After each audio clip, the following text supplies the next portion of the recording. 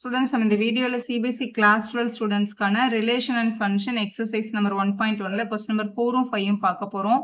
இதுக்கு முன்னாடி இருக்க எல்லா கொஸ்டினோட ஆன்சரும் நம்ம சேனல்ல இருக்கு. தேவைப்படுற ஸ்டூடெண்ட் பார்த்துக்கோங்க. இப்போ கொஸ்டின் நம்பர் 4 பார்க்கலாம். Show that the relation R in R, இது வந்து கேபிட்டல் அந்த டார்க்கா கொடுத்திருக்க R வந்து ரியல் நம்பர்ஸ் அப்படின்னு அர்த்தம். Is defined as relation A, B ன்னு ஒரு எலிமெண்ட் ரிலேஷன்ல இருக்கணும் அப்படின்னா A should be less than or equal to B ஆ இருக்கணும் அப்படின்னு கண்டிஷன் கொடுத்திருக்காங்க. Show that it is reflexive, transitive but not symmetric அப்படின்னு ப்ரூவ் பண்ண சொல்லியிருக்காங்க உங்களை. இப்போ இதுக்கு வந்து நம்ம ரிஃப்ளெக்சிவ், சிமெட்ரிக், டிரான்சிட்டிவ் வந்து செக் பண்ண போறோம். ரிஃப்ளெக்சிவ் வந்து ப்ரூஃப் வேணும் அப்படின்னா A, A அப்படின்ற எலிமெண்ட் வந்து அங்கே இருக்கணும். A, Aன்ற எலிமெண்ட் வந்து அந்த ரிலேஷன்ல இருக்கா அப்படின்னு பார்க்கணும். நார்மலா A, B வந்து அந்த ரிலேஷன்ல இருக்கணும் அப்படின்னா இந்த முதல் நம்பர் வந்து ரெண்டாவது நம்பரை விட சின்னதாவோ இல்லை அதுக்கு ஈக்குவலாவோ இருக்கணும். லெஸ் தேன் ஆர் ஈக்குவல்னு கொஸ்டின் கொடுத்துருக்காங்க பாருங்க. ரிஃப்ளெக்ஷன் சொல்லும்போது இங்க என்ன எலிமெண்ட் இருந்ததோ அதே எலிமெண்ட்டை இங்க போட்டுக்கோங்க. ஏன்ற எலிமெண்ட் இந்த ஆர்க்குள்ள இருக்கும்னா டெஃபினட்டா இருக்கும். ஏன்னா இங்க இந்த ஈக்குவல்ன்ற சிம்பிள் இருக்குல்ல. So as a is equal to ஏக்கு ஏன்ற நம்பர் ஈக்குவலா இருக்கிறதுனால இந்த கண்டிஷனை சாட்டிஸ்ஃபை பண்ணும். அதனால ஏ வந்து இந்த ஆர்ல இருக்கும் அப்படின்னு சொல்லிடலாம். So therefore R is reflexive. So R டெஃபினட்டா ரிஃப்ளெக்சிவ் அப்படின்னு நம்ம எழுதிக்கலாம். ஸோ அடுத்து வந்து நம்ம சிமெட்ரிக் செக் பண்ண போறோம். சிமெட்ரிக் செக் பண்றதுக்கு இஃப் ஏ, பின்னு ஒரு எலிமெண்ட் வந்து ஆர்ல இருந்தா பி, ஏவும் அந்த ஆர்ல இருக்கா அப்படின்னு செக் பண்ணணும். அதாவது சிமெட்ரிக் அப்படின்னாலே பேசிக்கா இஃப் ஏ, பி அப்படின்னு ஒரு எலிமெண்ட் வந்து ஆர்ல இருந்தா விச் இம்ப்ளைஸ் பி, ஏவும் ஆர்ல இருக்கணும். அப்படி இருந்தா தான் சிமெட்ரிக் ட்ரூன்னு நம்ம சொல்ல முடியும். நம்ம இதுக்கு வந்து ஒரு நம்பர் எடுத்து செக் பண்ணி பார்க்கலாம். இப்போ ஏ, பி எலிமெண்ட் அங்கே இருக்கணும்னா ஏ வந்து பியை விட சின்ன நம்பராக இருக்கணும்ல. இப்போ 1, 2ன்ற எலிமெண்ட் வந்து டெஃபினட்டாக ஆர்ல இருக்கும். ஏன்னா 1 வந்து லெஸ் தென் 2 அப்படின்றதுனால. சரி, 1, 2 ஆர்ல இருக்கு. அப்போ 2, 1 ஆர்ல இருக்குமா அப்படின்னு பாருங்களேன். 2, 1 ஆர்ல இருக்குமான்னு பார்க்கணும் அப்படின்னா இதுதான் என்னோட ஏ, இதுதான் என்னோட பி. இவங்களை கம்பேர் பண்ணும்போது பி தான் பெருசா இருக்கணும். ஆனால் அப்படி இருக்காதுல்ல. ஸோ இது கண்டிப்பாக ஆர்ல இல்லை. ஸோ 1, 2 அங்கே இருக்கு. 2, 1 டெஃபினட்டாக அங்கே இருக்காது. ஏன்னா 2 வந்து greater than 1 ஆயிடுறதுனால. Therefore, R is not symmetric. Symmetric வந்து definitely satisfy ஆகாது. நீங்க நம்பர் யூஸ் பண்ணி எழுதலாம், இல்லை வேரியபிள் யூஸ் பண்ணி எழுதலாம். நம்பர் யூஸ் பண்ணால் உங்களுக்கு கொஞ்சம் ஈஸியாக இருக்கும் எழுதுறதுக்கு. அதே மாதிரி இப்போ டிரான்சிட்டிவிட்டி செக் பண்ண போகிறோம். டிரான்சிட்டிவிட்டி செக் பண்ணுறதுக்கு 3 எலிமெண்ட் எழுதணும். முதல்ல டிரான்சிட்டிவிட்டினா என்ன அப்படின்னு தெரிஞ்சுக்கோங்க. அதாவது இப்போ ஏ, பின்னு ஒரு எலிமெண்ட் ஆர்ல இருக்கு அண்ட் பி, சின்ற ஒரு எலிமெண்ட்டும் ஆர்ல இருந்தது அப்படின்னா விச் இம்ப்ளைஸ் ஏ, சி அப்படின்ற ஒரு எலிமெண்ட் ஆர்ல இருந்தாதான் அது வந்து என்னன்னு சொல்லுவாங்கன்னா டிரான்சிட்டிவிட்டின்னு சொல்லுவாங்க. அப்போ நம்ம 2 எலிமெண்ட் எடுக்கணும். இதில் வர ரெண்டாவது நம்பரும் இதில் வர்ற முதல் நம்பரும் ஒரே மாதிரி எடுக்கணும். அதாவது இப்போ 1, 2 அப்படின்ற ஒரு எலிமெண்ட் வந்து ஆர்ல இருக்கு. ஏன்னா 1 வந்து 2வை விட சின்ன நம்பர் தான். அந்த கண்டிஷன் சாட்டிஸ்ஃபை ஆகுது. இப்போ 2, 3 நம்ம ஒரு எலிமெண்ட் எடுத்துக்கலாம். இதுவும் டெஃபினட்டா ஆர்ல இருக்கும்ல. ஏன்னா 2 வந்து 3 விட சின்ன நம்பர் தான். அதான கண்டிஷன் கொடுத்துருக்காங்க. 2 வந்து 3 விட சின்ன நம்பர். அப்போ இதுவும் இந்த ரிலேஷன்ல இருக்கும். ஸோ இவங்க 2 பேரையும் கம்பேர் பண்ணும்போது இங்க இந்த கடைசி நம்பரும் இந்த முதல் நம்பர் ஒரே மாதிரி இருக்கு. அப்போ 1, 3 ஆர்ல இருக்கான்னு போய் நம்ம செக் பண்ணணும்.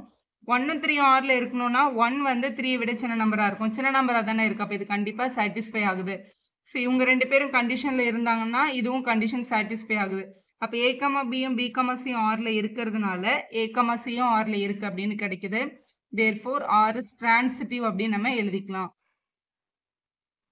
ஸோ ரிஃப்ளெக்ஸிக்கும் டிரான்சிட்டிவ்க்கும் ட்ரூ வருது, சிமெட்ரிக் மட்டும் ஃபால்ஸ் வருது. அதனால இப்படி எழுதி சம கம்ப்ளீட் பண்ணிடலாம்.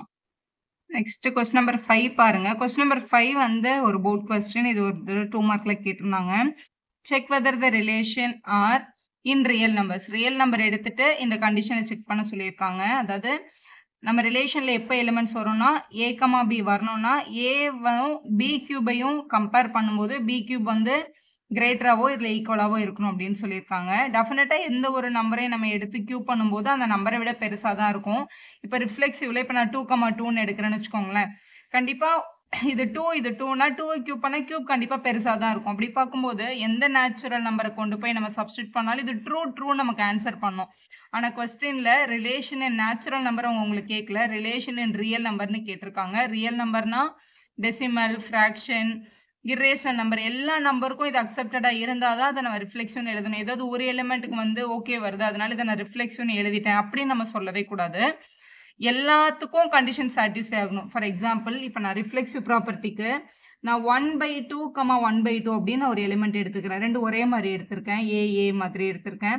இப்போ இது ஆர்ல இருக்குமான்னு கேட்டா இது டெஃபினட்டா ஆர்ல இருக்காது. இது எப்படி ஆர்ல இல்லை அப்படின்னு பார்க்கலாமா? இப்போ இது என்னோட ஏ, இது என்னோட பின்னு வச்சுக்கோங்களேன் இந்த கொஸ்டின் படி. அதாவது ஃபர்ஸ்ட் நம்பர் ஏ, ரெண்டாவது நம்பர் கியூப் பண்ணா வர வேல்யூ இதை விட பெருசா இருக்கணும். இப்போ 1/2வும் 1/2ஓட கியூபையும் எடுத்து கம்பேர் பண்ணி பார்க்குறோம். 1/2ஓட கியூப்ன்றது ஆக்சுவலாக 1 கியூப் பண்ணால் 1ம் 2 கியூப் பண்ணால் 8ம் வரும்.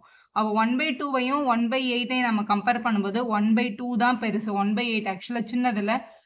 அப்போ இந்த கண்டிஷன் சாட்டிஸ்ஃபை ஆகலை. கியூப் பண்ணுற நம்பர் சின்னதாகிடுது. எப்போவுமே இந்த ஃப்ராக்ஷனல் நம்பரில் ஸ்கொயர் அண்ட் கியூப் பண்ணும்போது வேல்யூ குறைய தான் செய்யும், அதிகமாகாது. அதனால் இந்த மாதிரி கியூப் அண்ட் ஸ்கொயரில் லெஸ் தென் கிரேட்டர் தென் வந்து கண்டிஷன் செக் பண்ண சொன்னாலே ஃப்ராக்ஷன் நம்பர் தான் நீங்கள் எடுத்து செக் பண்ணி பார்க்கணும். ஸோ 1/2, 1/2ன்ற நம்பர் இந்த ஆரில் இல்லை.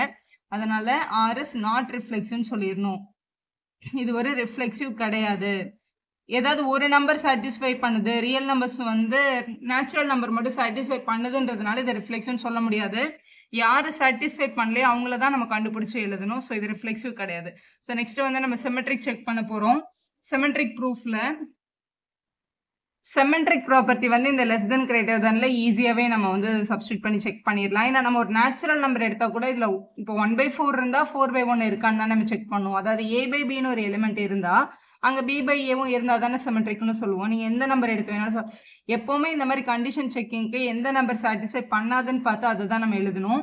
இங்கே பாருங்கள், இப்போ நான் வந்து 1,4 அப்படின்ற ஒரு எலிமெண்ட் வந்து என்னோட ஆரில் இருக்கான்னு கேட்டால் டெஃபினட்டாக இருக்கும். எப்படி அப்படின்னா 1 வந்து 4 கியூபை விட சின்ன நம்பர் தான். அதாவது இது ஏ, இது பி. பிஏ கியூப் பண்ணால் வர்ற ஆன்சர் ஏயை விட பெருசாக இருக்கணும், இல்லை அதுக்கு ஈக்குவலாக இருக்கணும். So condition satisfy. ஸோ 1,4 அங்கே இருக்குது. 1,4 அங்கே இருந்தால் 4,1 அங்கே இருக்கான்னு பார்க்கணும்ல. ஸோ இப்போ 4,1 அங்கே இருக்கான்னு நம்ம செக் பண்ணுறோம். இப்போ 4 அப்படியே வச்சுட்டு 1 கியூப் பண்ணுறோம். 1 கியூப் பண்ணால் 1 தானே வரும். ஆனால் 1 கியூப் பெருசாக கிடையாது, 4 தான் பெருசு. அப்போ இந்த கண்டிஷன் என்ன ஆகலை, சாட்டிஸ்ஃபை ஆகலை. அப்போ 4,1 வந்து நாட் பிலாங்ஸ் டு ஆர்னு வருது. 1,4 ஆரில் இருக்கு, ஆனால் 4,1 ஆரில் இல்லை. இந்த மாதிரி கண்டிஷன் செக்கிங்க்கு 1 எடுங்க, ஈஸியாக எந்த நம்பர்னாலும் சாட்டிஸ்ஃபை பண்ணி காமிச்சிடலாம். ஸோ இது இல்லாததுனால therefore R is not symmetric அப்படின்னு எழுதிடணும். ஸோ R வந்து symmetric ப்ராப்பர்ட்டியில் சாட்டிஸ்ஃபை ஆகலை அப்படின்னு எழுதிட்டோம். இப்போ டிரான்சிட்டிவ் செக் பண்ண போகிறோம். இப்போ டிரான்சிட்டிவோட ப்ராப்பர்ட்டி செக் பண்ண போகிறோம். பேசிக்காக ஒரு டிரான்சிட்டிவ் ப்ராப்பர்ட்டி சாட்டிஸ்ஃபை ஆகணும் அப்படின்னா a, bன்னு ஒரு எலிமெண்ட், நான் இந்த கண்டிஷன் நீங்கள் எழுதுகிறேன், இதை நீங்கள் எழுதணும்னு அவசியம் இல்லை. If a, b and b, c இந்த மாதிரி 2 எலிமெண்ட் வந்து ஆரில் இருந்தது அப்படின்னா which implies a, c அப்படின்ற ஒரு எலிமெண்ட்டும் ஆரில் இருந்தால் அது டிரான்சிட்டிவ் ட்ரூன்னு வரும். இப்போ இதுக்கு வந்து நம்ம நம்பர் எடுத்து செக் பண்ண போகிறோம். இப்போ பாருங்களேன், நான் ஒரு நம்பர் எடுத்துக்கிறேன். இப்போ 20,3 அப்படின்னு எடுக்கிறேன். ஏன் மேம் 20,3 எடுக்கிறேன்? இந்த கண்டிஷன் சாட்டிஸ்ஃபை ஆகிற மாதிரி நான் ஒரு எலிமெண்ட் எடுக்கணும்ல. ரெண்டாவது நம்பரை கியூப் பண்ணால் முதல் நம்பரை விட பெருசாக இருக்கணும். 3 கியூப் பண்ணால் 27 வரும். 27 வந்து 20 விட பெரிய நம்பர் தான் இல்லையா? அப்போ 20 விட 3 கியூப் வந்து பெருசு தான். ஸோ இந்த நம்பர் கண்டிப்பாக ஆரில் இருக்குன்னு நான் சொல்லிக்கலாம். ஸோ நான் இங்கே 3ல் முடிச்சிருக்கேன். அடுத்து ஒரு நம்பர் 3ல் ஸ்டார்ட் ஆகுற மாதிரி எடுக்கணும். நான் வந்து 3யும் 1.5யும் எடுத்துக்கிறேன். ஸோ இப்படி எடுத்துக்கிட்டோம் அப்படின்னா 3ஐ விட 1.5ஐ கியூப் பண்ணால் வர்ற நம்பர் வந்து டெஃபினட்டாக பெருசாக தான் வருது. ஸோ இதுவும் ஆரில் இருக்குது அப்படின்னு நம்ம சொல்லிடலாம். இப்போ 20,3யும் ஆரில் இருக்குது, 3,1.5யும் ஆரில் இருக்குது. இப்போ 20யும் இந்த 1.5யும் ஆரில் இருக்கா அப்படின்னு பார்க்கணும். 20,1.5 அப்படின்ற நம்பர் ஆரில் இருக்கான்னு செக் பண்ணணும்னா 20ஐ விட 1.5 கியூப் பெருசாக இருக்கா அப்படின்னு செக் பண்ணணும். 1.5 கியூப்ன்றது ஆக்சுவலாக 3.375 தான். ஆனால் இது 20ல், அப்போ 20 தான் பெரிய நம்பர். ஆனால் கியூப் பண்ணுற நம்பர் சின்னதாக இருக்கிறதுனால 20,1.5ன்ற நம்பர் டெஃபினெட்லாம் ஆரில் இல்லை. இப்போ 3யும் இது வந்து 3.375 போது 3.375 3 விட பெருசு தான், அதனால இது இருந்தது. இந்த நம்பர் இல்லை. அப்போ a, bயும் b, cயும் ஆரில் இருக்குது.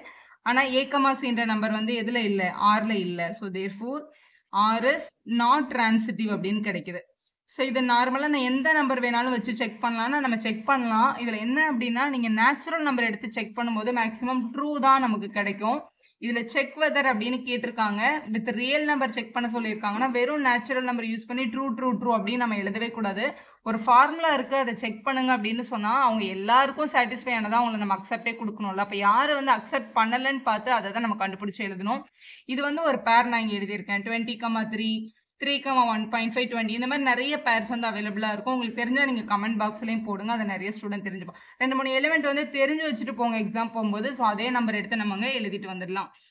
ஸோ இதில் வந்து 3மே வந்து சாட்டிஸ்ஃபை ஆகலை. ஸோ அதனால் இப்படி எடுத்து எழுதிடணும்.